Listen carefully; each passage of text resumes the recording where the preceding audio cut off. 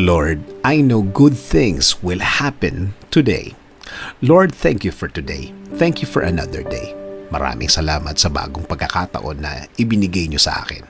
Maraming salamat, Lord, kasi alam ko maraming magandang pangyayari ang mangyayari sa araw na ito. Alam ko na puno ng pagpapala ang araw na ito.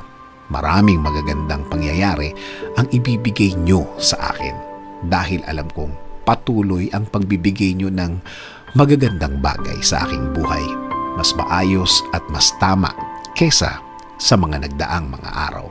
I am giving and submitting everything to you, Lord.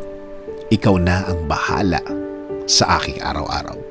Patuloy mo akong i-lead sa aking buhay. Patuloy mo akong bigyan ng guidance. Alam kong patuloy mong ilalagay ang mga bagong opportunity sa aking buhay, Lord.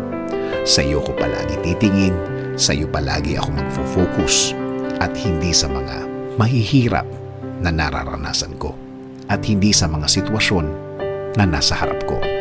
Sa mga bagay na kung iisipin ko, Lord, ay malulungkot lang ako at iisiping bumigay. Again, Lord, I declare this will be a good day today.